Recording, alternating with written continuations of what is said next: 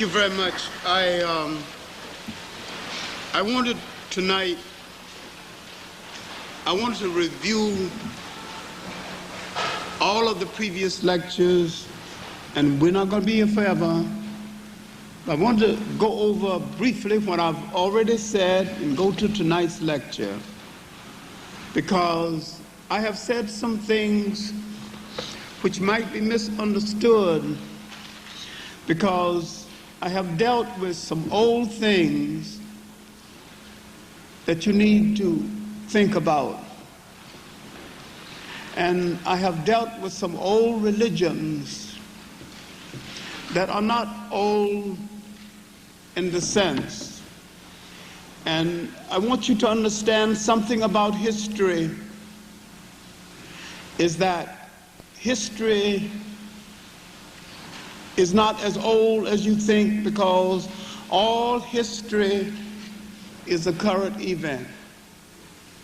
And every current event is a part of history.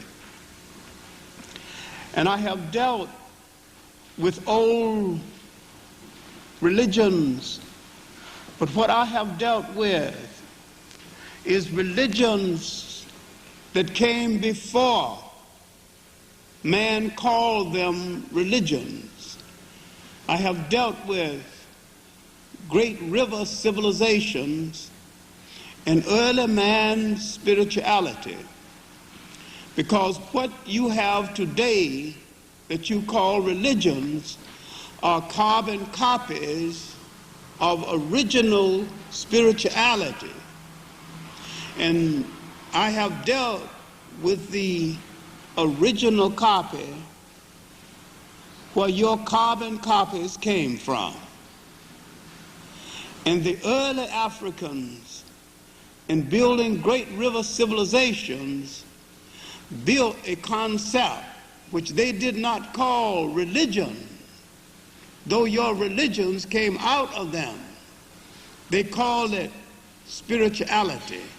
And what they created was a concept of a force of the universe that was much larger than denominations, much larger than the one-dimensional things that eventually man called religions.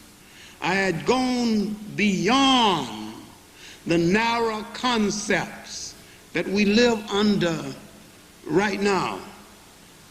And it is difficult for you to understand that that age was man's highest spiritual and moral age. And that in seizing upon this age, mostly by foreigners who did not understand the original African creation, the spirituality of man regressed and did not leap forward, but regressed. They organized it into pockets and gave it names. But before the African gave it a name, but practiced it as a great force of the universe, it was then when it had its greatest value.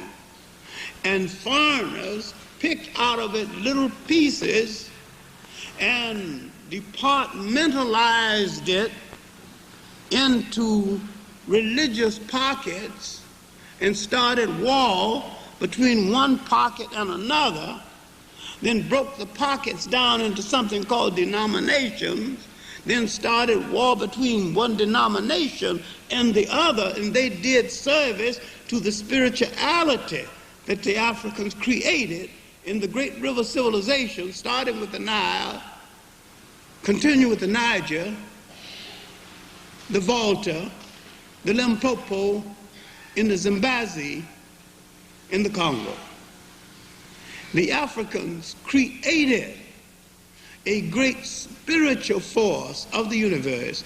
And all of this is misinterpreted so tragically in the TV series, The Africans, by Ali Mazrui, who's running one of the most unique con games for Islam since the Prophet Muhammad. He's running a better con game for Islam than the Europeans ran for Christianity. For beneath all of it, he is saying that Africa waited in darkness for Islam to bring the light. He's giving you a few good things in order to slip in his game. And you have to know a lot of African history to understand his omissions. And because you do not know general African history, you do not know his omissions. It is in his omissions that he's doing the greatest amount of damage. And you have the illusion that you are getting African history. Because he'll say a few good things that you will agree with and feel good about. Then he'll slip in the damaging things that you won't know how to deal with. And because you do not understand how games are played in our time, you won't examine who's financing it and ask some questions. Why would the Annenberg Trust finance a series narrated by a half Arab? Why haven't we asked some questions?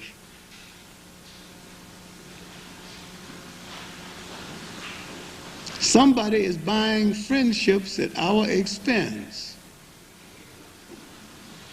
Why we have so few friends in the world?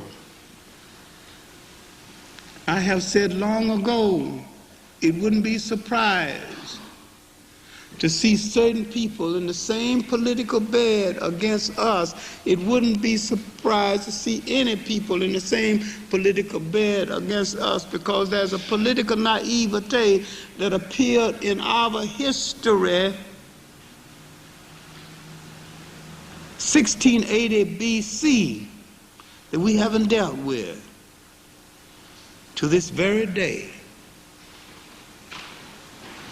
And every time people unite against us, we haven't been able to deal with it because we assume that this kind of thing won't happen to us because decent people don't do this kind of thing, and we don't know, we can't separate what is and what is not in this regard. Now let us look at what has gone on before what I have said and why I have said these things. In the first session, in dealing with religions and history before the Christian era, I was trying to deal with that history in Africa that developed before the Christian era, and I was trying to deal with pre-God religions and pre-God spiritual. When I say pre-God religions, I am not talking about an age of godlessness, and I'm not talking about an age of sinfulness and an age of degradation. This was one of the greatest ages of spirituality known in the history of the world. It was probably one of the highest moral ages known to man. And man did not use the word God at all. And I'm not talking about a godless age. I am talking about an age when man accepted a spiritual force of the universe so all-conclusive that it included everything. And man did not say only man has a soul. He said all living things has a soul, including the cockroach. And he wouldn't step on a cockroach because a cockroach has a soul. And he wouldn't cut down a tree without a ceremony because a tree has life and a tree has a soul. Western man began the stupid concept that only human beings have soul. Western man, in his soullessness, began the concept that only certain people with certain faces and certain color have soul. Western man is the only one that began to make a virtue out of a physical defect, the lack of color.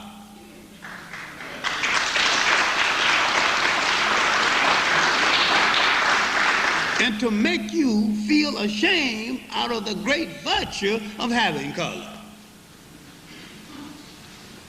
And you do not understand to this day the envy that people have of you because you have color.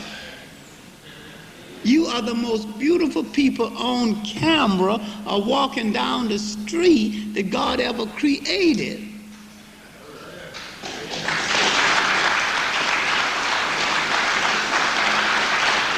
And yet, he has trained you to apologize for having it. Train you to cringe and to look for his chemicals to put on your face to try to take it off. Now, 3,000 or 4,000 years before he wore a shoe or lived in a house that had a window, when you didn't have this nonsense in your mind, you hadn't come in contact with him at all, nor had you come in contact with the Asians when you had your own spirituality intact, when he hadn't interfered with your culture, or you, when you didn't know of his existence, you, meaning African people, had created a spirituality that said every living thing has a soul, including a tree, including a cockroach. And this form of spirituality included everything and included a law, the law of opposites, which to simplify it was the law of complementary, that you complemented everything, that if you had a female, you got to have a male or vice versa. And so you did not ever get into the stupidity of debating the equality of man and woman, because if you couldn't have one without the other. And so Africans never would debate the equality of a man and a woman, because it is almost asking whether your mother was your equal. And how would you debate anything as stupid as that? Because if it wasn't for your mother, you wouldn't be here. How silly would such a debate be?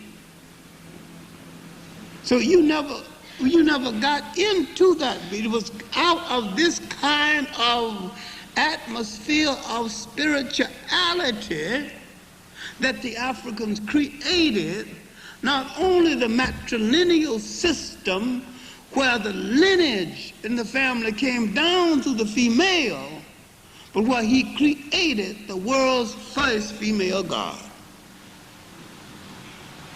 Where the Europeans didn't do it then, don't do it now. For the European had an argument from the beginning as to whether he could accept her, and made her a beast of burden from the beginning. But when the Africans, if he had any debate, it was not whether she was an equal, but whether she, the mother, the giver of life, the sustainer of life, would accept him, not whether he would accept her. And for the most logical thing was to make her one of the first deities in human history. What I'm saying is that he laid the basis for basic humanity and the basic laws of the universe. And when I went to Africa in the rise of Christianity, I was not talking about Western Christianity. I separate Western Christianity from African Christianity altogether, because Western Christianity was and still is a European concoction and a misunderstanding of the elements that the European extracted from Africa to make his concept of Christianity. Because the European extracted from Africa concepts of Christianity which he never understood. And he created an imbalance in the Christian faith that still exists, because the Africans never had any inequality. Now let's go back to the visitors to Africa who did not understand the African concept. The Hebrews didn't understand what the Africans were saying then and don't understand it now. When they visited Africa and began to copy African folklore and began to personify that folklore as part of their story, they began to misunderstand that folklore. And when they, having dwelled in Africa, seeing African stories, began to read themselves into these stories. And when an African prince, Moses, got into difficulty with the royal family, having assaulted the Pharaoh's messenger, got into some difficulty, took up with them, then said to them, if you obey my God, I'll be your leader. Then extracted 10 laws from some African laws that were 2,000 years old before they arrived. And all he did is to extract them from the negative confessions and turn the language around. He could palm these laws off on them, but he could never palm these off on the Africans, because the Africans had them all along. The negative confessions were old in Africa. These were the confessions from the school, from the mystery school in the Great Lodge at Luxor. After you finish your training, you stand before your masters and recite these confessions. I have not been guilty of murder. I have not been guilty of violating my neighbor's wife. It's 42. And all Moses did is extract 10 and give it to them, and they thought he was giving us a law. He was giving them something. If he took 10 commandments, brought 10 from the hill, then he took 10 up there with him, because they were in existence all along. It might have been one of the most unique spiritual con games of history. But now, he could never have sold these laws to Africans because the Africans had them all along. And they publicized to the world that they gave the word monotheism. But then some people said, Akhenaten gave the word monotheism. Neither Akhenaten or the Jews gave the word monotheism. The African had a concept of an all-conclusive God all along. But they didn't call it God. They call it a spiritual force of the universe that looked over everybody and all living things. So Moses could sell this idea to foreigners, the Hebrews. He could never sell this to Africans, because the Africans knew better, and they had a concept of God much higher than the oneness, because their God was larger in contact, and their spirituality was larger. And these golden calf worshippers could buy this, but the African wouldn't buy it in any case. And they would copy African folklore and make out of it a religion. And subsequently, they would sell a lesser concept, but the broader concept continued with the Africans. But the inability, but the Africans many times would buy one concept, but the European would buy another concept.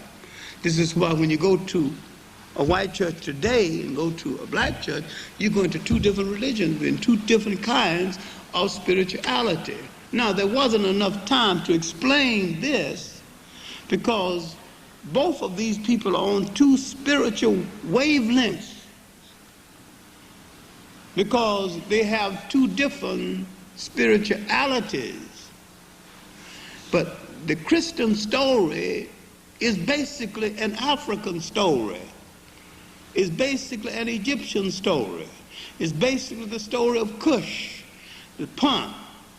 Basically the story of people going into Egypt, extracting wisdom from Egypt. And when the story is told of the religions of the world, all of the elements, Judaism, Christianity, and Islam, would come out of Africa in the first place. Now, in the lecture on the rise of Islam, what I did not emphasize is the great heroes of Islam: Zayd bin Harith, Bilal, and Anta, a great warrior of Islam, and who, after the Arabs began their internal descent, he called the prayers only twice after the death of Muhammad, and he refused to take the mantle of leadership after the death of Muhammad, who asked him to be the first caliph after Muhammad. It would have been a different kind of religion. And the role that he could have played, and the role that Africans did play after the death of Muhammad, is generally left out of the history of that religion. And this is why it touches me with a bit of anger that many brothers enter the religion almost apologetically, as though it's the Arab's personal property, not knowing that the Arab is the most corrupt element within that religion, and that this is a great religion, and that Africans laid the foundation for it and should claim it, reform it, and make it the religion that it still can be, though it is the least original of the world's religions. But the brothers failed to understand the role of Zayd bin Harith the role of Bilal, the role of Anta, the role of Khufu the Magnificent, the role of even contemporary Africans in the religion, the role of Askia the Great and other Africans of that faith who took it into the Western Sudan, the role of Tariq bin Zad, who took it into Spain, the role of Abu Bakr, who took it into the Western Sudan, and the good and the bad that they have done. Once we understand that and understand that there was a black side to the religion and an Arab side, and that there was both good and bad, but the reform side and the revolutionary side came from the African side. At the last lecture, we were dealing with the empire of Mali, empire of Ghana. And where we left the lecture, it was the entry of Sangay when Mansa Musa had taken 2 hostages from Sangay, and this was after the death of Mansa Musa, Ali Colon, and Suleiman Nair. Principally Ali Colon had discovered that the Mali Empire was weak, and that having grown weak, he rode close to his country and got across the news that it was time for his country to free itself from the domination of Mali. And when he rode across, he was proclaimed liberator, which means Sony, the liberator. And this, the emergence of the first Sony Ali the first. This is 1335. Now we are looking at Sangay, the last of the great African empires, and this empire would eventually consist of all of the land area that used to be Ghana, used to be Mali, and it would be eventually larger than the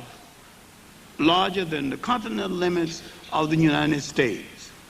But let us look at Mali's last days, called the Melestine.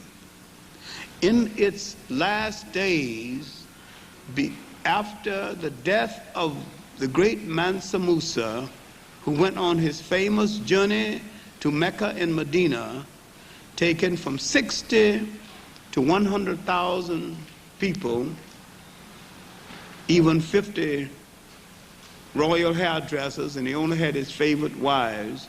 He is dead now. This is after 1335. We are dealing with the years between 1335 and the rise of the second Sony Ali, but we're dealing with Mali's last years. A famous traveler comes to Mali in the 1350s. His name is Ibn Battuta. He has traveled over most of the world of that day. He has been in China. He has been in India. He is a Tunisian. He did not want to go down into what he called the Balad as-Sudan, or the land of the blacks. He is a devout Muslim, and he is pro-Muslim. He He has no particular interest in going into the land of the blacks. This is what he calls it. But once he is there, he is interested in to what extent they are good Muslims. And he sees the women having freedom that women are not allowed to have in North Africa. And he sees women going around with no veils. And he wanted to know whether they are good Muslims. And he's told they're good Muslims, as good as any. And he wanted to know why they have so much freedom. And he's told that here a woman can be a good Muslim and be boss of the marketplace all at the same time. Then he asked the kings, there's a woman down there arguing right under your window. And he said, that's my sister, and she's arguing with one of her workers. He's supposed to, she gave him something to do, and anyway, he's been selling something, and he's got the returns from the sales, and she's of the opinion that she's been cheated. And that's what the argument is about. And so he's beginning to learn that women in this part of Africa exercise a sense of freedom. And this was the beginning. He did not discover this until later, of a market women's society in West Africa that exists to this very day, the Sandy Society. And this Sandy Society among market women in West Africa is a court in itself.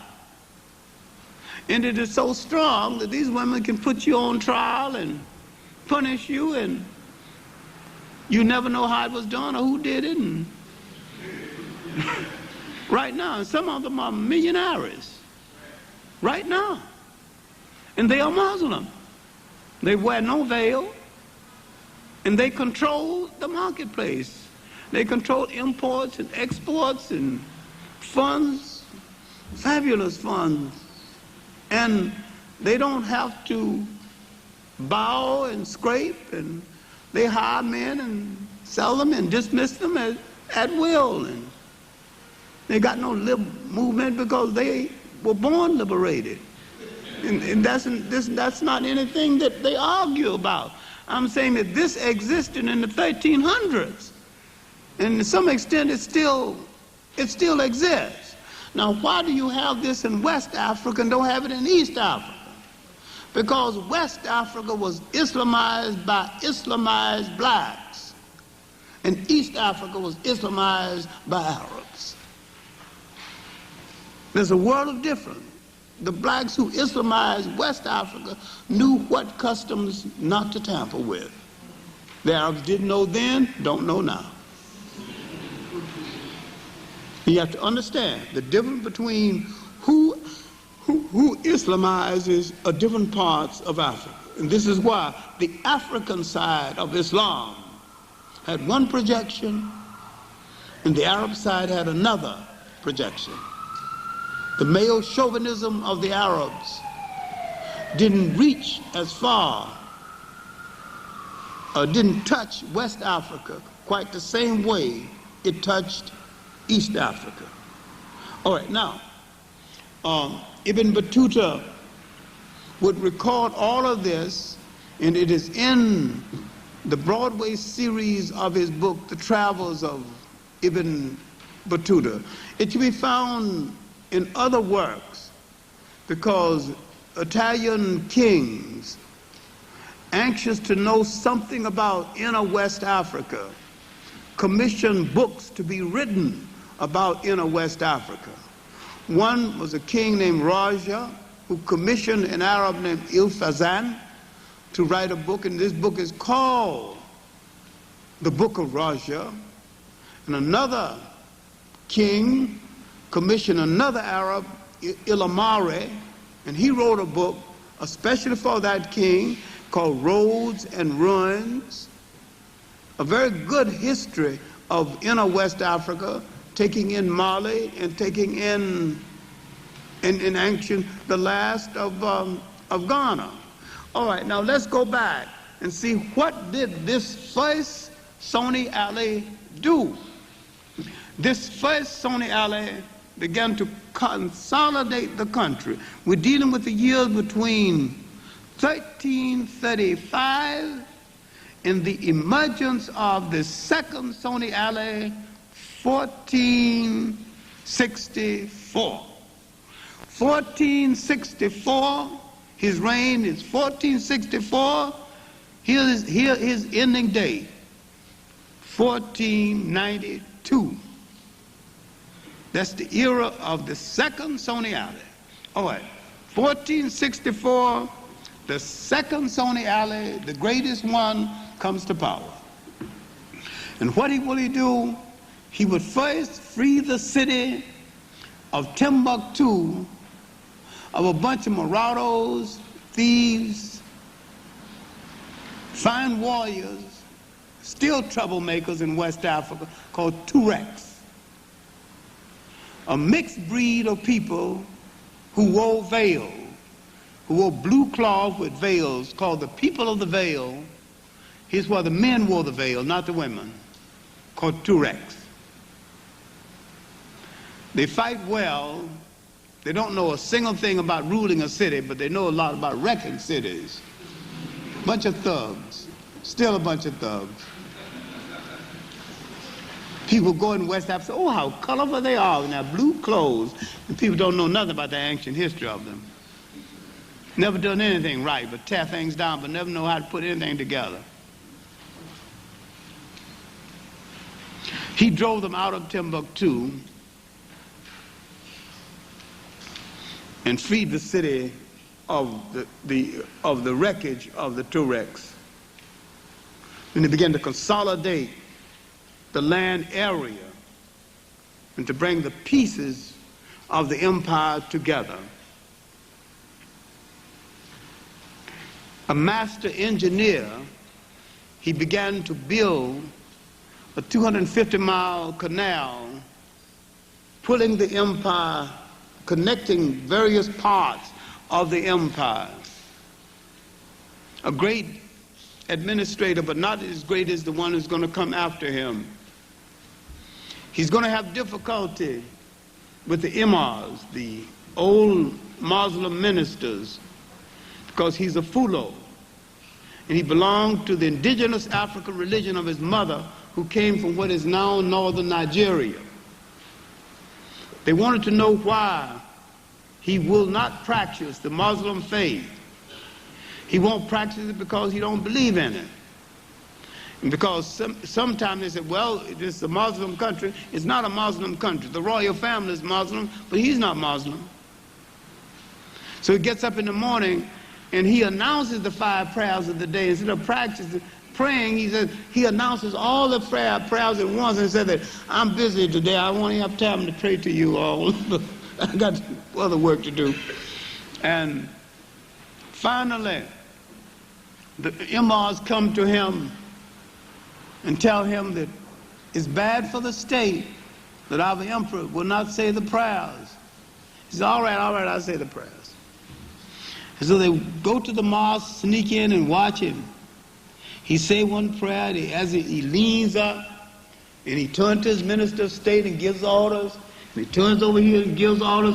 He ain't saying the prayers, he's marking the prayers. He's doing the work of the state. It's our emperor's a barbarian.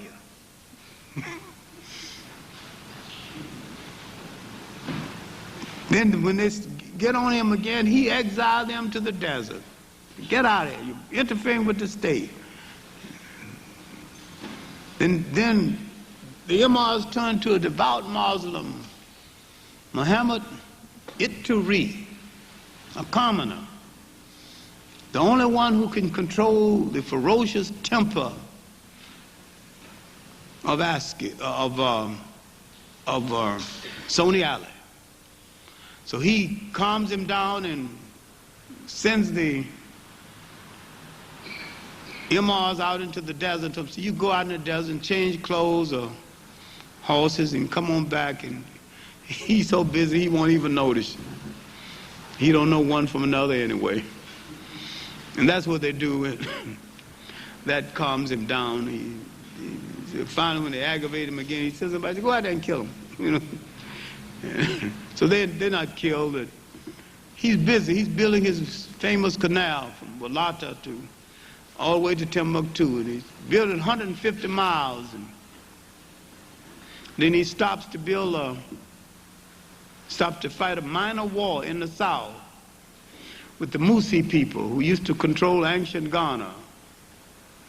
And on his way home, his horse got his feet entangled in underbrush crossing a minor stream, and he falls off the horse and he's killed. He's drowned.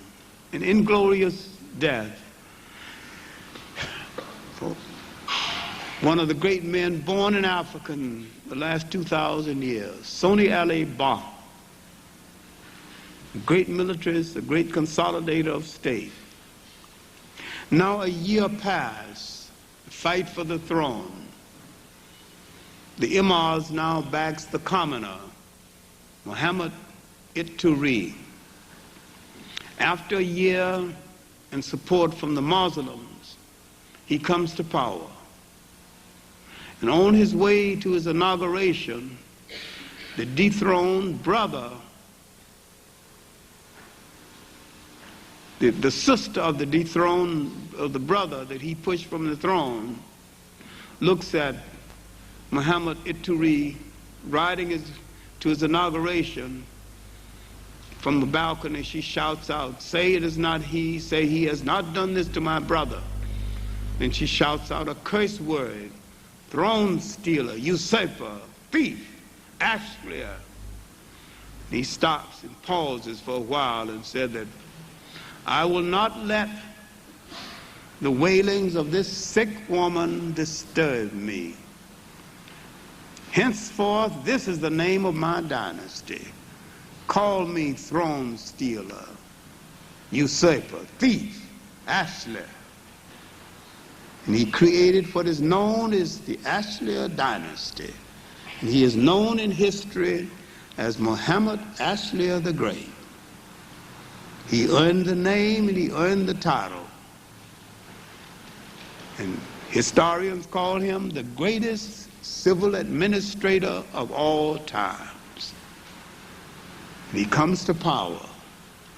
He consolidates all the land area of the country. It is so large that it takes you 6 months to ride over the kingdom. He is a great administrator. Now this is worth emphasizing, because if you can't administer a country, there's no point of having it. He has been prime minister and head of the army for 30 years, so he knows administration. He began to reform the country, weights in the measures. He's also preparing for a trip to Mecca and Medina. He is training people. He is developing a professional army so that professional soldiers can do work, and you don't have to call on farmers to do it. Ambassadors are coming from different parts of North Africa and Southern Europe. Ambassadors from Spain. That comes into his court. An ambassador from Tunisia and Spain.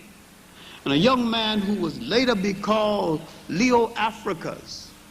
And on his way back to Spain, he is captured by Christian pirates. Remember, in the Mediterranean, Christians were capturing Arabs and Arabs were capturing Christians. And he was captured by Christian pirates, and he was so intelligent, they gave him as a present to Pope Leo. And that's why he got the name Leo's African. Leo's African. And he's known as Leo Africanus. The Pope hired him to write a history of the Western Sudan. And he wrote a history of what was happening in Songhai. And except for having the rivers running the wrong way, it was a pretty good history. called A History and Description of Africa. And he introduced the glory of Africa to the Europe of that day. It was great ambassadors, a great state. He described the University of Timbuktu, the University of Sankore at Timbuktu, and its great scholars. He described the emperor and what he was doing for the university, endowing great chairs. He described the fact that the universities and the scholars were so great that many times Arabs came to the university to get jobs, but they weren't even qualified. The great masters at the university could teach 10 subjects and teach them well. And the Arabs wasn't even qualified to teach such subjects. This was medieval Africa at its best and at its height, while Europe was rehearsing to go into the slave trade.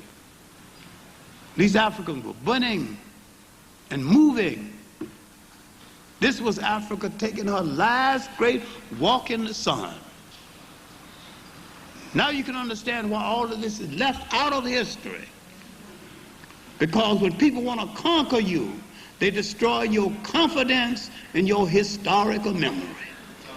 They don't want you to believe in this. They don't want you to know when you manage nations, big nations, as big as the United States, and did it exceptionally well.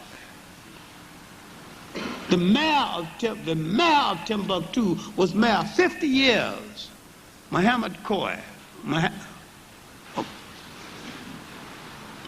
And had to beg for relief. After 50 years, he begged to be relieved from his job.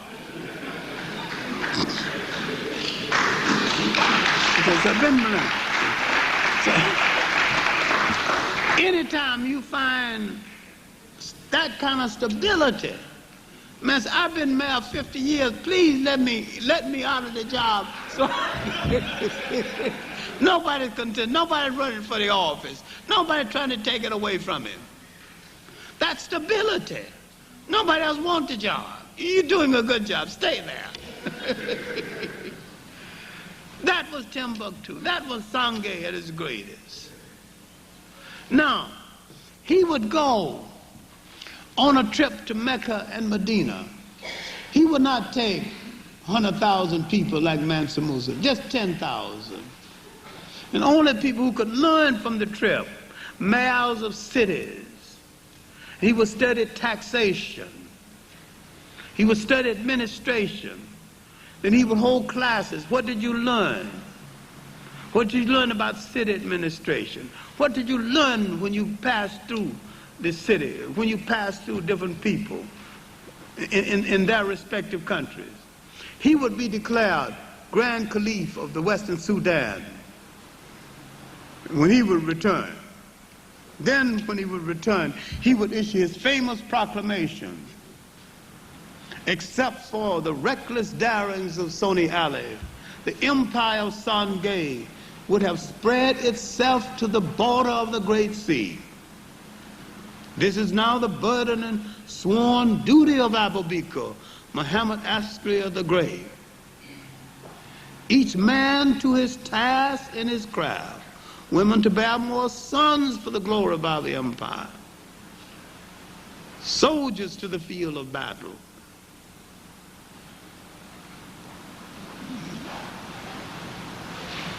You see, in Jinnah and Timbuktu, he called the scholars together.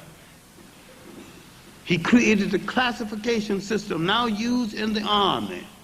He disguised himself as a common man and went into the marketplace to make sure that the common man got his full worth for his dollar, for what he paid for. And the people was making so sure that they gave each person his full measure. So each time you bought something, they gave you your full measure and a little bit over, called the dash. Is the origin of the tip. what you got coming in a little bit over. Today in West Africa, that's known as the dash. A little dash over. He created a professional army. He created a concept of warfare from land to sea, from sea to land, that developed in amphibian warfare. The Germans studied his concept of warfare and developed it into integrated into modern warfare. Henrik Clarke, in his work, travels and discovers in North and in Central Africa, is the one that called him the greatest civil administrator of all times. Lady Lugard, in her work, A Tropical Dependency, said he was the captain of warfare standing at the crossroads of history, and she said that no human being of the 15th and the 16th century came near him as an administrator of state. For 20 years, he reigned supreme. The last 10 years of his reign, he was blind. And only 3 people knew it. And he disguised this blindness, and 3 confidants schooled him so uniquely. When he called court, they would go out a half an hour and pick up all the gossip and find out who's wearing what color and who's been to where.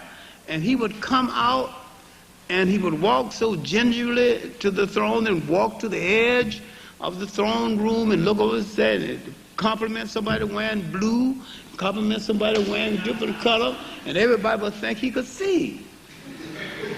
And would gossip about who's got a new wife and everything, you would die with it as soon as that was a blind man. Then finally, he was a little over 80, and he had 50 sons over 50.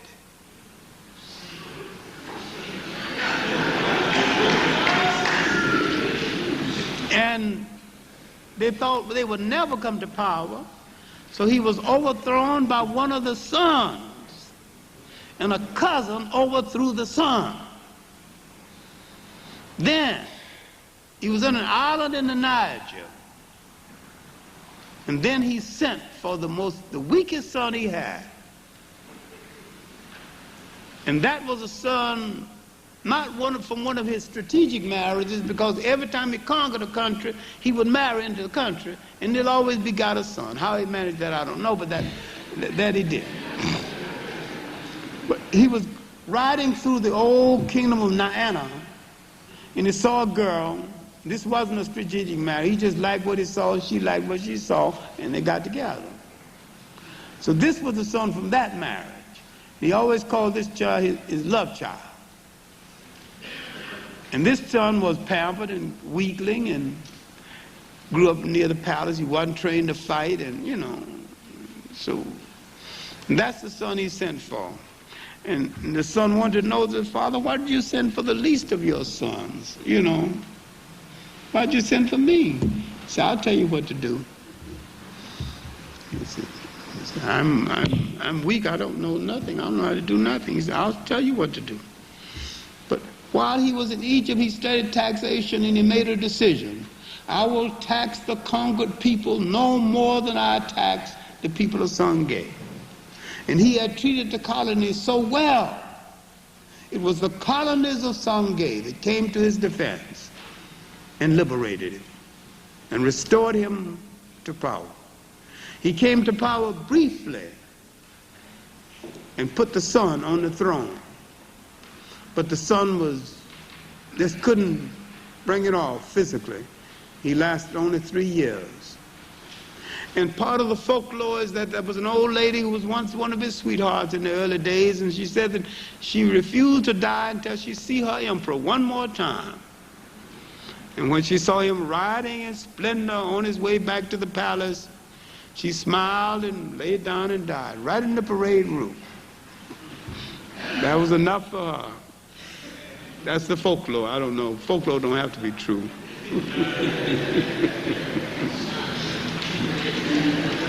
But after his death, the sons came together, calmed down, because there was some more trouble brewing. And that trouble was coming from North Africa. Now you're going to see one of the great tragedies in the history of Africa. Muslim turning on Muslim. The North Africans, now expelled from Spain, having lost power in the Mediterranean. The Portuguese hadn't taken a small part of Morocco, a little kingdom called Ceuta. Europe is getting its courage back again. The maps of the Jewish merchants who were doing trade in the Mediterranean and in inner West Africa having fallen into the hands of Henry the Navigator, who never went to sea, but be that as it may. Prince Henry has started a school of training chart makers and navigators, and a young man named Christopher Colon, later called Christopher Columbus, had gone to the same school. He says in his diary, boy, I sailed up and down there 3 years. Europe is awakening now from its long sleep and its lethargy of the Middle Ages. It has come out of its long sleep, but it has come ridden by famines and plagues. It is people poor, land poor, and resource poor. It is hungry, it's looking for something. It has lost all of its sentimental attachment to itself. It has lost its sentimental attachment to the world. It never was Christian and is not even Christian now.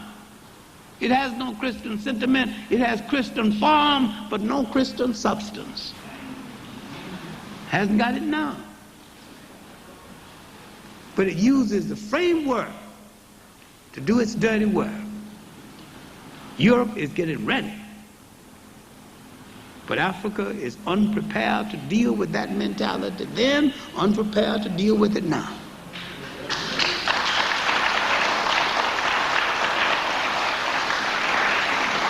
All right. But the Muslims in North Africa have no respect for the Muslims in inner West Africa. So they are planning to take the gold in the salt in inner West Africa. So now, with Askia gone, with the strength of the West African kingdom, a little week after the death of Askia, the Moroccans send a note to the then king of Sangay, Assad, saying, stop digging gold at the mines at Tagaza, the great salt mine. Salt is so precious that you gave 2 parts gold for 1 part salt. Salt is more precious than gold. And so Assad is sarcastic when he gets the letter.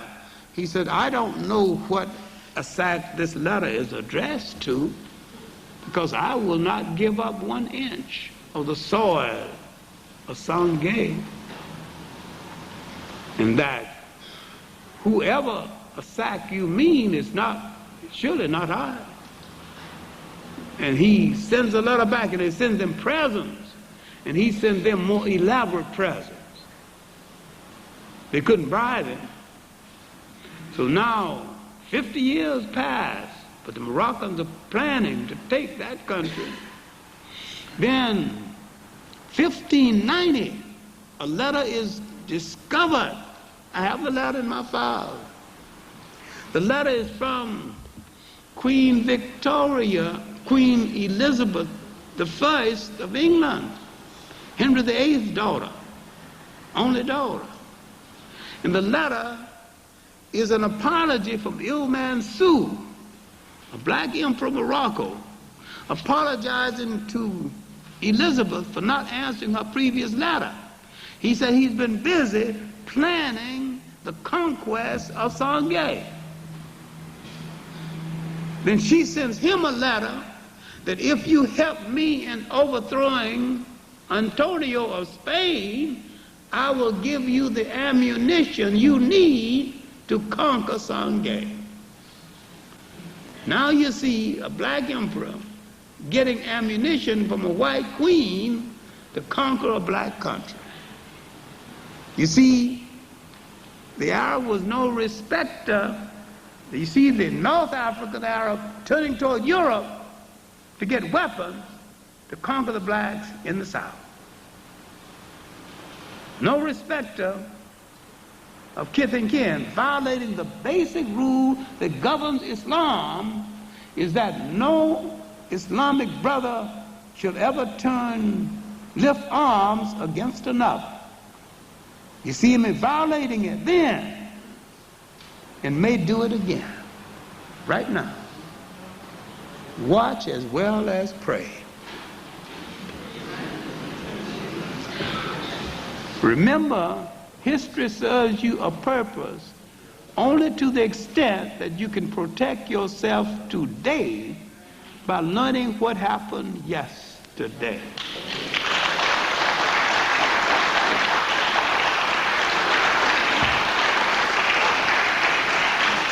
Watch that North African now and what he may do. Watch what's happening in Chad. Listen but watch. Why is Gaddafi in Chad right now? Ask some questions. All right, now, things would go on. This is 1590. 1591, Il Mansur finds a leader from Spain named Jetta to head the army, mostly European mercenaries. These European mercenaries handle the European guns of that day. Jetta, for some reason, which I can't explain, I don't know what this has to do with it, becomes a Muslim and permits himself to be emasculated. Why? What's that got to do with it? I don't know. Why he becomes a eunuch, I don't know. But he does. And he pledges loyalty to Il Mansur. And he leads the army across the Sahara. When he leads the army across the Sahara, because a trader from the house of Sangay in Africa betrays in Africa. If you understand, if I say an African Benedict Arnold, you'll understand what I'm talking about. We produce those two. Angry because he's not promoted to some kind of royal business. And he lets them know that if an army could come across the Sahara in a zigzag way, it could hit a water hole every third day, and it could survive. Now, the Moroccans know how to get across that sand. And Jetta leads the army almost to the edge of Sangay, and the people in the desert gets home and tells the emperor, if you would just send somebody to cover up the water holes, maybe they could perish before they get to Sangay. No, he says, there's only 15,000 of them, and he sends 40,000 out there to stop them. That should be enough. But he hadn't figured on one thing. They've got firearms. Firearms that has never been seen in this part of the world. And the bravery of his soldiers, not enough. So they try a trick that it always worked. They would stampede great herds of cattle into the enemy's lines. Then they would move in and knock him off. They get the cows ready, right in front of the lines. It's a cloudy day and a clap of thunder. The dumb cows turn in the wrong direction. The moral of the story is, well,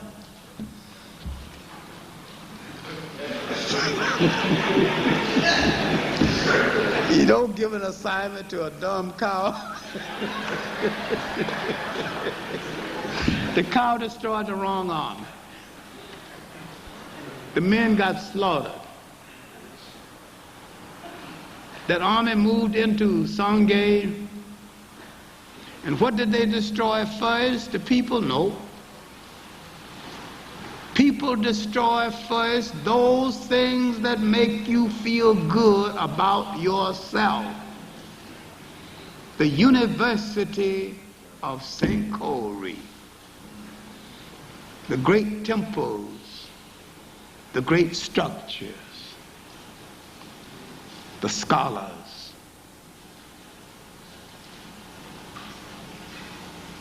the beautiful things in the country.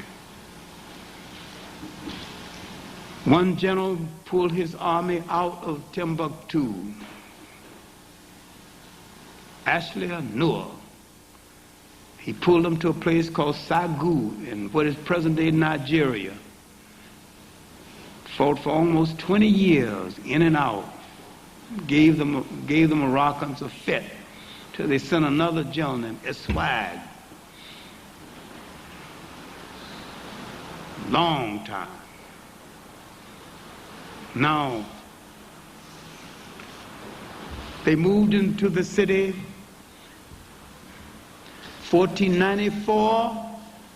They exiled most of the great scholars, including the supreme scholar of the Western Sudan, Ahmed Baba. Ahmed Baba had written 47 books, each on a separate subject, including a book on Arab grammar, still in existence. Many of these African Muslims ran to the army, shouting, "We are your co-religionists, we are your brothers in religion," and they got slaughtered. Muslim against Muslim. Now you can understand why I lose a little patience when the brothers tell me, you know, get all excited about Islam. You got to study its crimes as well as its virtue. Ahmed Baba did the same. Ahmed Baba had a personal library of 2,000 books, each on a separate subject. This is the greatest Muslim scholar of the late medieval world. His work has been solicited in Europe, all over North Africa. A lot of his books were lost in the expatriation across the desert. And when he arrived in Morocco, the students thought that the great scholar had at last come to lecture. They bowed before his horse or his camel. "Bless the wind that blew you here. Oh, great messenger, oh, great master, lend us of your wisdom. Allah must be kind to us at last to send you to the doors of our city." Then he had to tell them, "I'm a prisoner, I'm not a visiting scholar." When they tried to lift him from his horse, they understood that his leg was broken. They took him to the podium of the great university, and he couldn't stand. They took him to the emperor, Il-Mansur. The emperor felt so ashamed he wouldn't even face him. He talked to him from behind a screen. And the emperor told him a lie. "I'm trying to unite Islam." He said, "Well, why don't you talk to the Turcolos? They are Muslims and they're fighting Muslims all the time. Why don't you unite them?" He stayed in Morocco. At least he was in prison in Morocco until 1611. And when he came back, he was permitted to go home. The young prince that welcomed him there was now on the throne. And he records it. He said that when he bid goodbye, he called him father. When I tried to bid goodbye to my father, I mean father in religion, when a person is elder in your same religion, you refer to him as father. When I tried to bid goodbye to my father, he would not touch my hand. And as his horse turned northward, southward to go home, he would not even look back to see me crying. He was saying goodbye to the great Ahmed Baba. Ahmed Baba had written 2 books while he was in Morocco, trying to explain his country to those Moroccans, Ibtaj and Mizrael. And today in Morocco, they found the greatest collection of his books, 36 of his 49 books. And it's lined up in, University of Fez, the works of the great Moroccan writer, Ahmed Bab. They stole them from you. And if you don't know, you don't know. Now, those Moroccans married African women, and that's called the dynasty of the Ahmads. And they start fighting among themselves and wrecked what was left of the Western Sudan. They wrecked Timbuktu. And when the French moved into this area, they assumed that nothing great had ever happened in this part of Africa. But when you look at Sangay, what it was and what it was great, this was Africa's last great walk in the sun. After the decline of Nile Valley civilization, the retreat of Rome, the fall of the Roman Empire, African genius in state building was reborn in the Western Sudan, and it lasted for 1,000 years or more. And Africans brought into being 3 great states, Ghana, Mali, and Sangay. And it was after the breaking up of these states that and the irony of it all, that the last 200 years of the state of Sangay were the first 200 years of the slave trade. And that after this, the difficult part of the slave trade spread inland. But the years of Sangay was Africa's last great walk in the sun. And what they want to take away from youth was the confidence that you built a great state, and the memory, the historical memory, that if you did it once, of course you will do it again.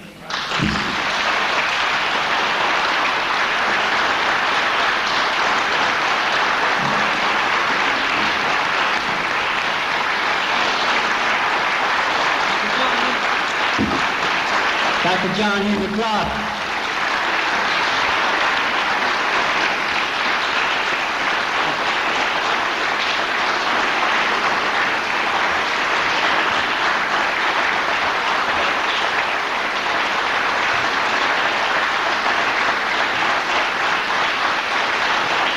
Dr. John Henrik Clarke. Beautiful.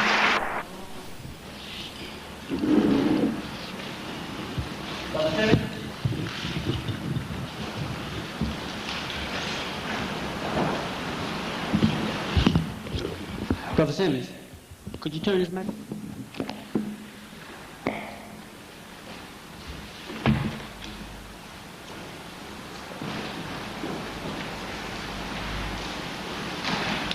I'd like to thank you, Dr. Clarke, for always an informative lecture.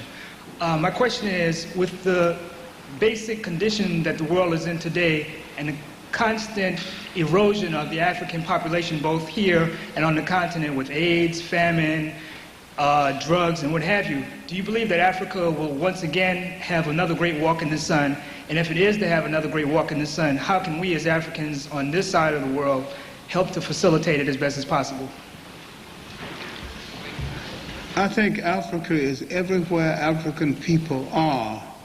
And I think you can help Africa by getting yourself together wherever you are, by being a better African person and a better African human being, and realize that you contribute to Africa by contributing to the betterment of yourself wherever you are on the face of the earth, and realize that all of us are African people, and we have to start coming together as African people. And the African nation, away from Africa, owe Africa something, and maybe the best we can do for Africa is the betterment of ourselves. Yes, sir. Dr. Clarke, thanks again for all the information and good evening. The last time we met, you referred to the Europeans' religion as Christendom as compared to Christianity. What is Christendom? Christendom is a political instrument. Christendom is the exploitation of the idea of Christianity, is the usury of Christianity as against the practice of Christianity. And this concept of the usury of Christianity, in my idea, started with the Romans in the Roman Empire that used it politically and did not practice it. I do not believe the European personality is suited for Christianity.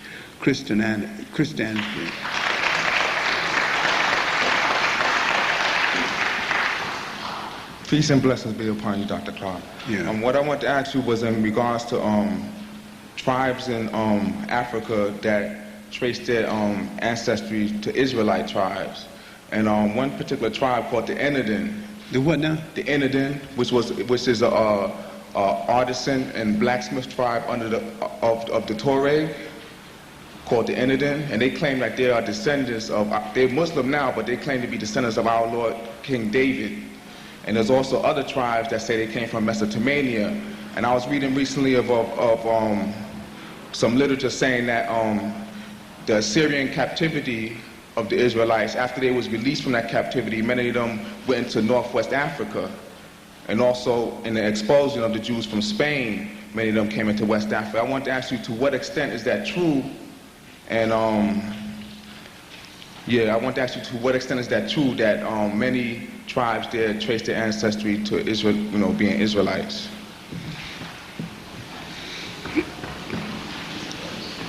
It is, to a great extent, it is true if you are willing to concede something which the present-day Jew is not willing to concede.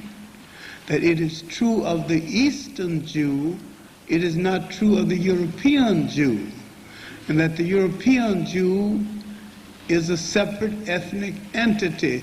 After the scattering of the Jews by the Romans, many Jews did go down into Africa and live and stayed there and integrated into Africans and didn't come out. There's a book called Hebrewisms of West Africa that points to some of this information. There's some other books that point to this information. And there's a migration of Jews into East Africa, and we can't discard the Solomon story and the number of Jews that came into Africa as missionaries after the Queen of Sheba story. If you can recognize the fact that these Jews in Africa who claim descent from the ancient Jews have no direct relationship to the European Jews, I can accept that. But if you say that these Jews and the European Jews are relatives, then I cannot accept that at all.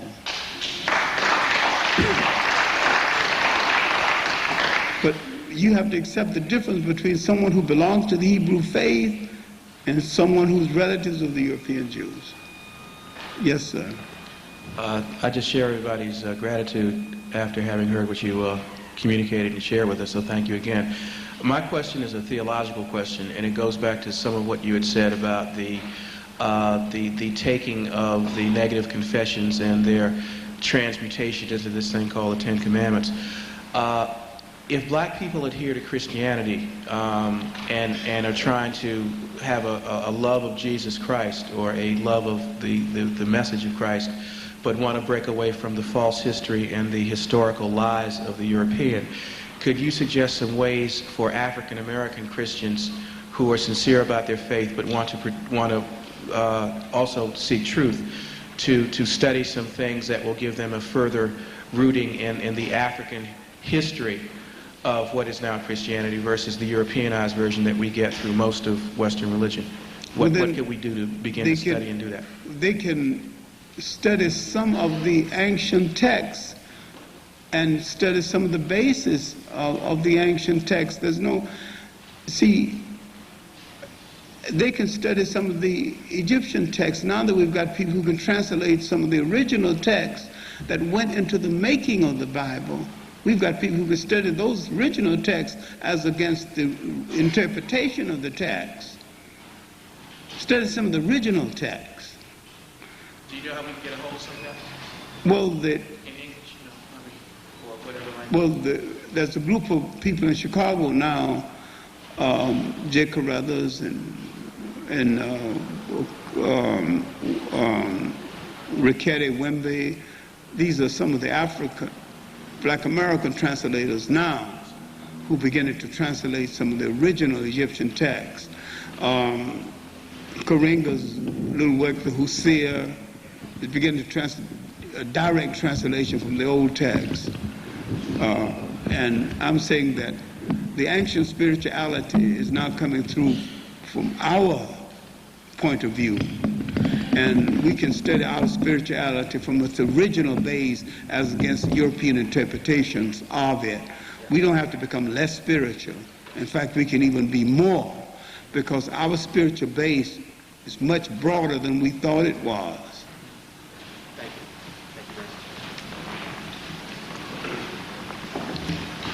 you. I'd like to know, what do a Kennington have to do with Christianity? What do a Kennington have to do with Christianity? What does what? I didn't get one word. A Kennington.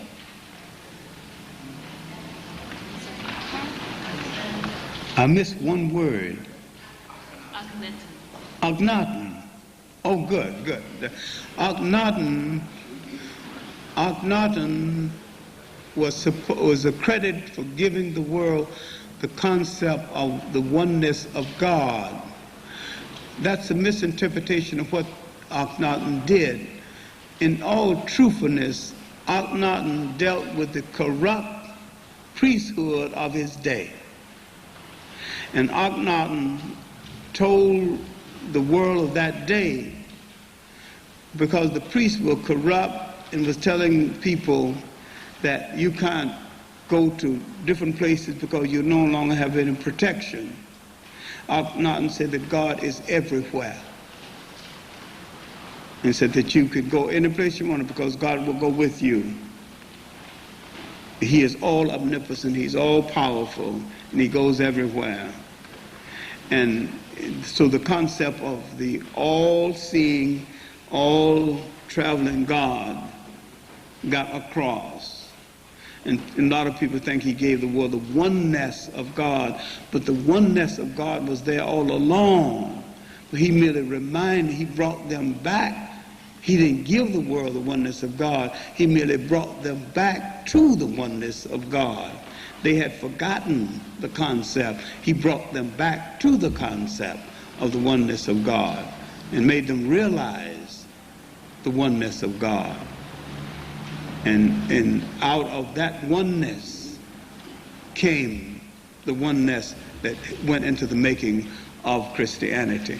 And he gave the world a whole concept of love of people. And he was worshipped as a God of peace. He thought so much of life, he would not crush a flower. Thank you. Thank you.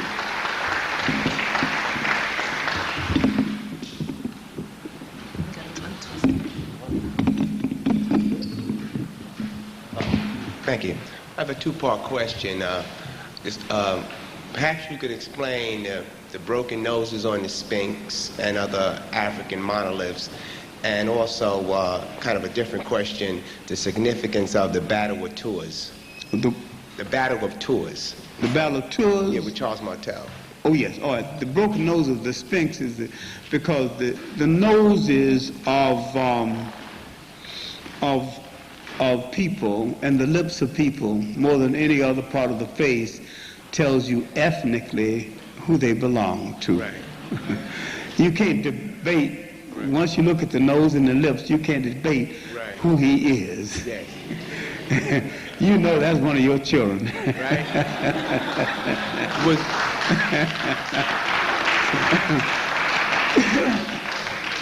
Was Napoleon responsible for that? Well, he was one of those. He was one of them. And well, he had ammunition. The Arabs didn't have anything heavy enough. Oh, I see. Now, the Battle of Tours about Charlie Martel is that after the conquest of Spain, the Arabs, Berbers marched into Spain, where they met the French Cid, Charlie Martel, at Tours. Right. And the Battle of Tours wasn't much of a battle, really. When they marched to Tours, and by the time they met Charlie Martel, they got news that the Grand Caliph of Islam had died. And they stopped in the middle of the battle to go back to Damascus and elect a new head of the faith. So Charlie Martel won the battle by default. Okay. The Muslims stopped fighting to go elect a new head.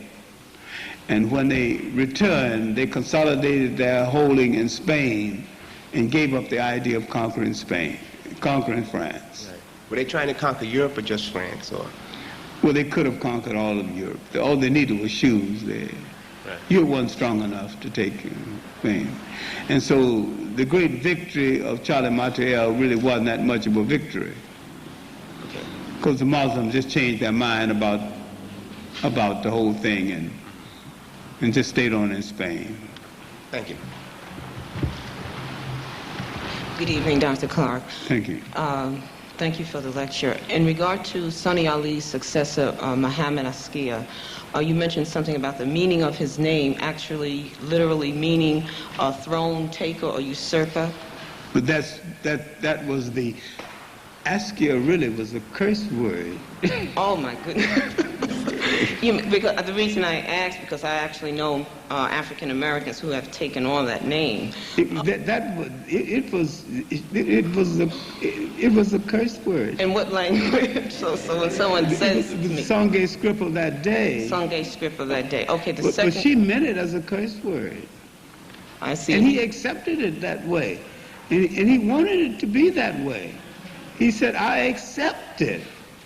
So henceforth, this is the name of my dynasty. I see. He accepted it as an act of defiance.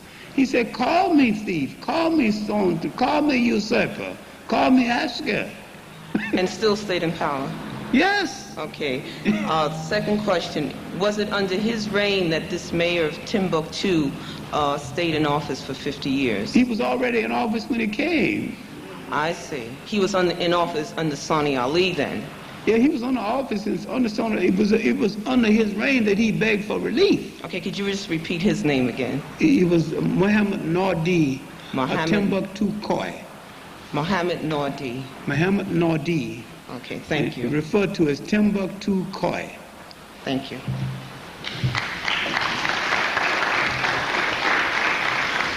Good evening, Dr. Clarke. It's an honor for me to stand before you to ask a question. I greet you this evening. Thank you.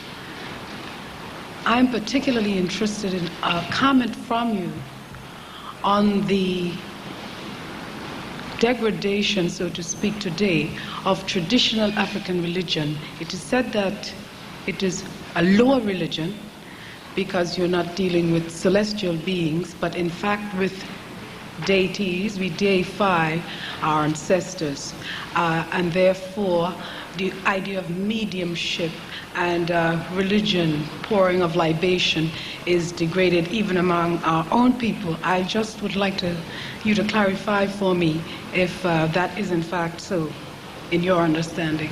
But the African indigenous religion, properly understood, is a high religion,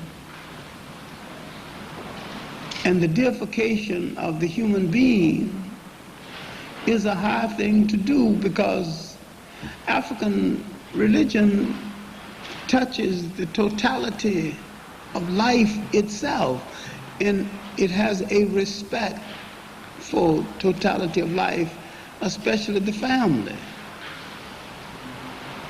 And there's nothing lowly about it. And when I went to live in Africa and among the Ga people of Ghana, and when they explained their religion to me, I had great respect for it. And they are Methodists, but when they get serious, they go to their own African god who lives in a lagoon. Yes, in the rivers. In the river. And I respect that. Thank you. And I respect the fact when in that custom, when there was the first time there was a death in the family, and I asked how much the funeral cost, and the funeral didn't cost anything, and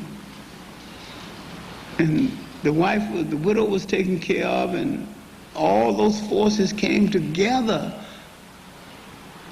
Now, so the Social Security built into the culture, this is a civilization. Thank you. Thank you very much.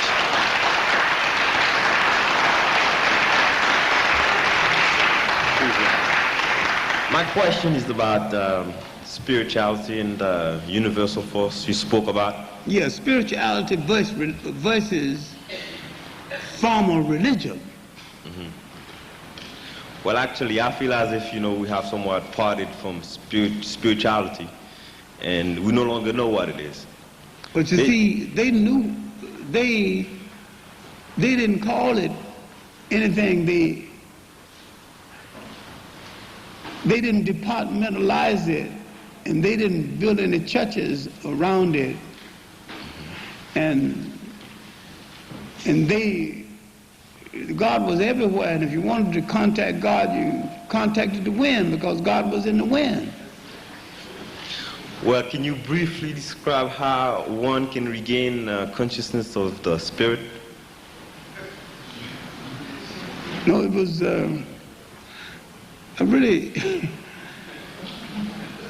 it was a belief in all living things, and man was so spiritual he could pick up a serpent, wrap the serpent around his head, and he was so much at peace he didn't get bitten.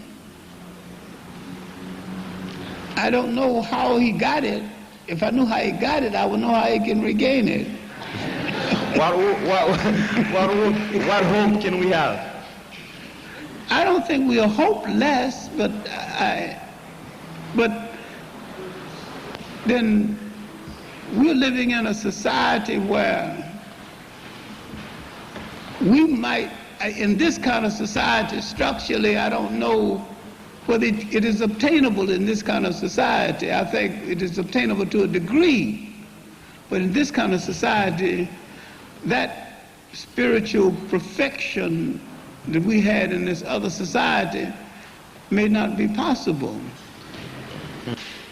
We did say, knowing the facts and our history, that perhaps we would feel as we would regain our confidence and feel perhaps that if we did it once, we could do it again. But we were not threatened. It ended when we were threatened. We were threatened first from the east. And when we drove away that threat, we had 1,000 years of peace. And the threat came again. And that threat destroyed our peace, then weakened us until the threat came from Europe. And we never knew peace again to this day. Thank you.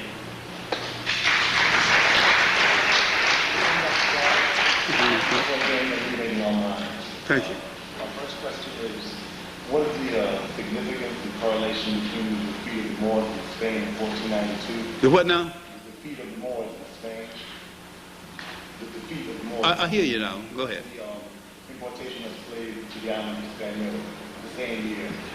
And the second question is there any truth to the event of the Nicene Conference of Bishops in 324 AD? No, let's get the first question. The defeat of the Moors in Spain, and what? The importation of slaves in the island of Hispaniola. Oh, yeah, good. All right. Is there any correlation and the defeat of the Moors in Spain, with the defeat of the Moors in Spain, the Spanish went on a revenge rampage.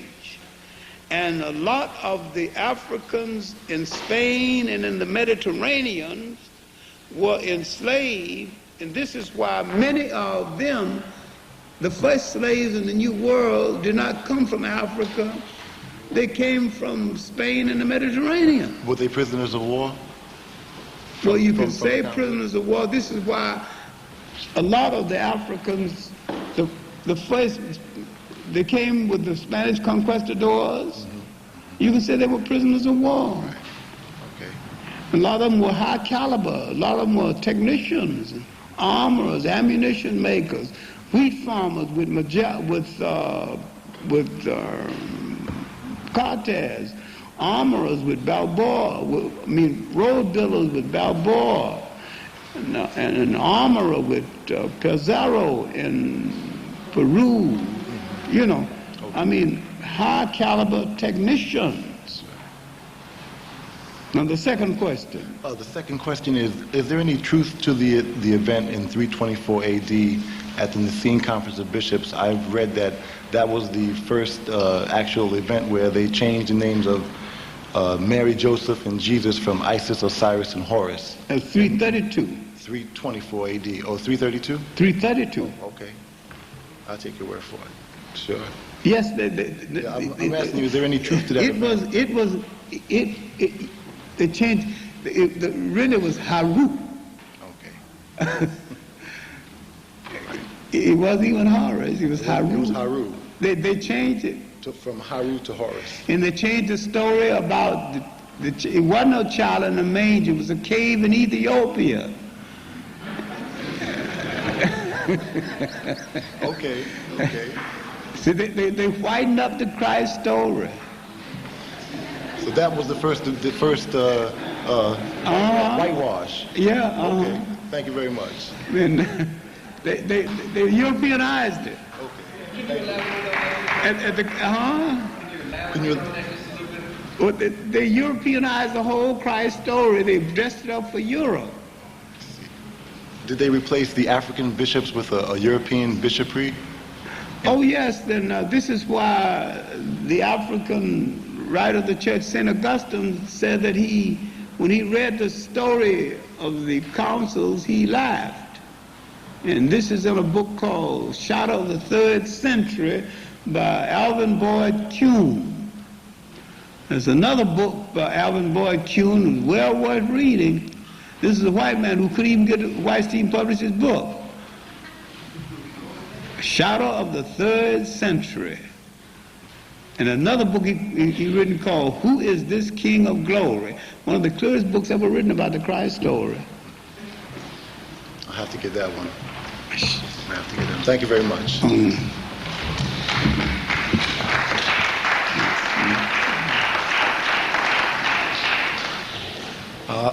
Like my previous brothers and sisters, I'd like to say thanks very much for your lecture. My question is basically on religion.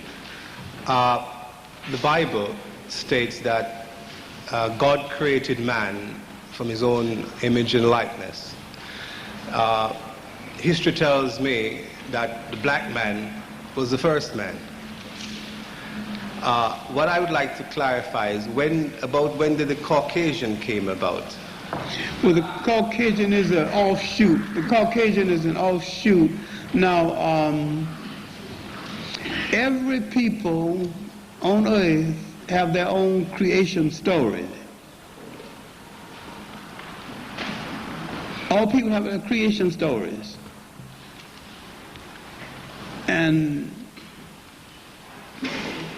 But it is a fact that the black man is the first man. That is a fact. That is a fact until you meet someone else who said that they are the first story. Until you meet somebody else. But it's a fact that he is, by all knowledge that we know, archaeologically and otherwise. Now the Adam and Eve story is Jewish folklore. Yes. So I'm just trying to deduce that if... It's interesting.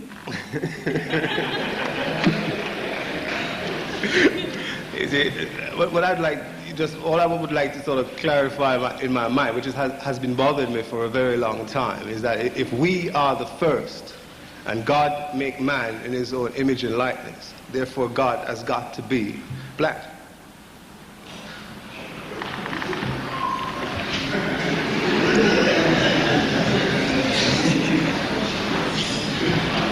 I don't know whether we want to deal with logic or anthropology or not. Okay. Logically, yes. Thank you, sir. If we want to deal with logic, the answer is yes. Thank you.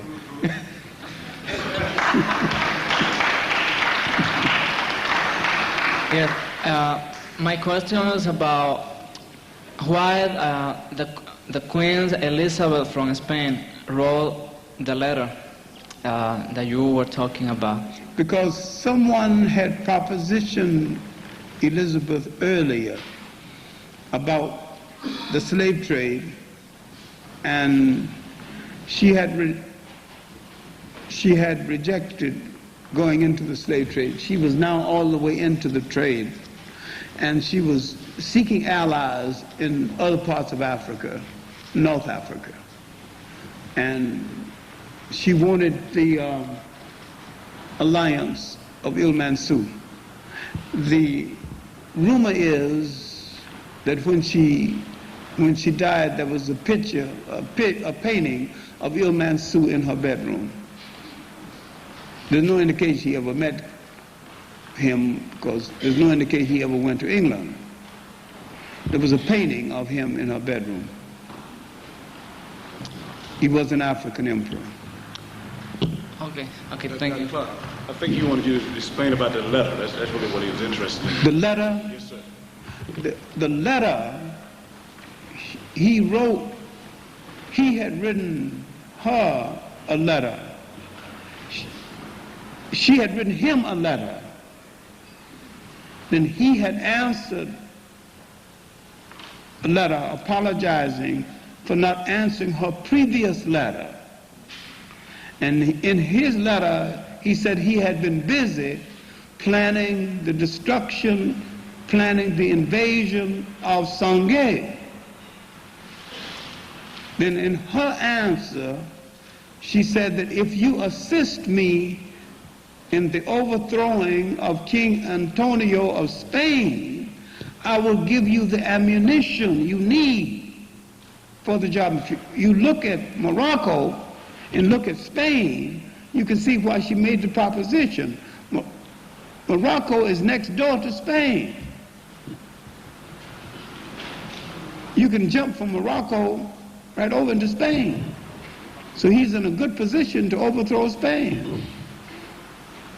And all she needed is some support. Remember, England and Spain were rivals in the slave trade and rivals at sea.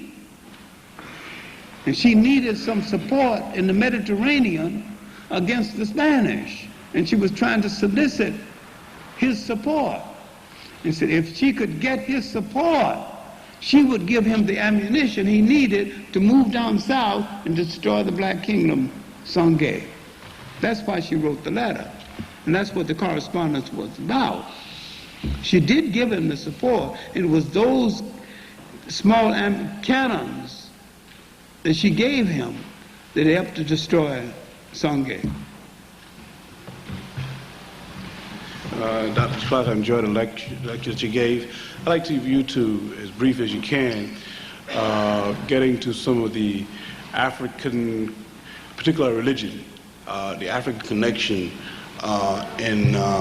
with religion in the Spanish-speaking cultures, like in Puerto Rico, Dominican Republic, etc., if you can. African religions?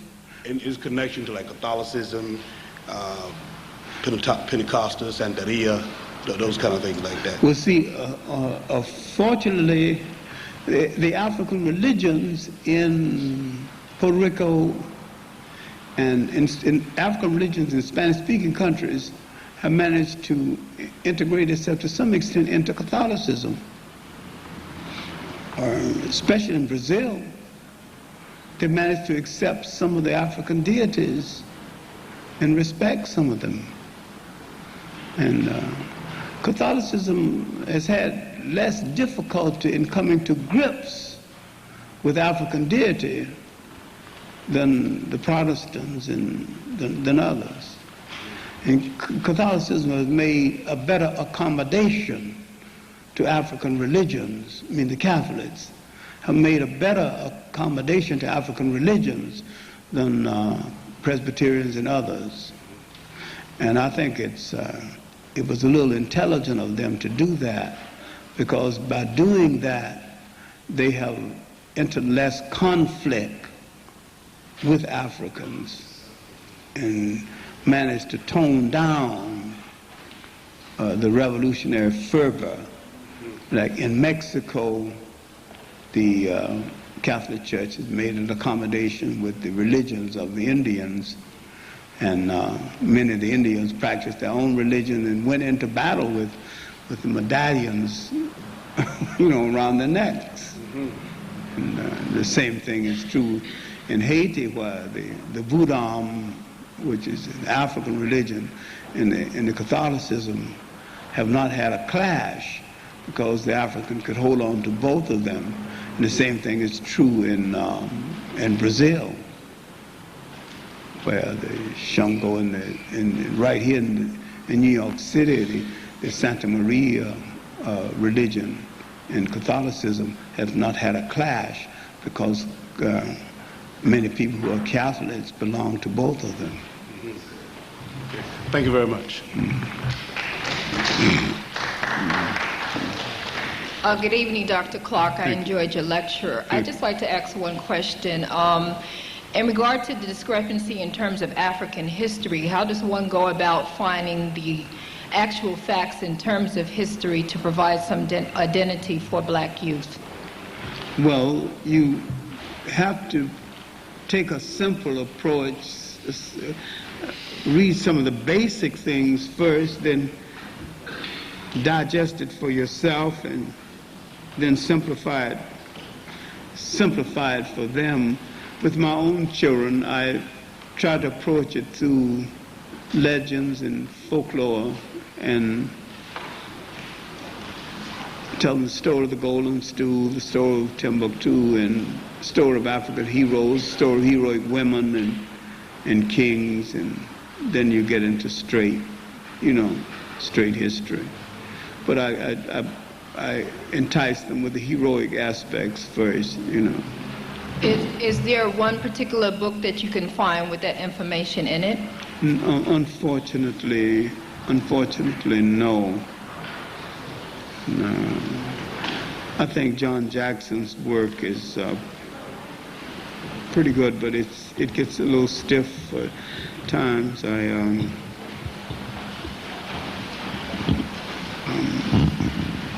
I think J.C. DeGraff Johnson's African Glory is probably simplified, and it reads well. It's out again. It's in paperback. It's at the Liberation Bookstore, and I've done a new introduction to the book. The Black Classics Press have gotten it out again. Okay. Thank you very much. Okay.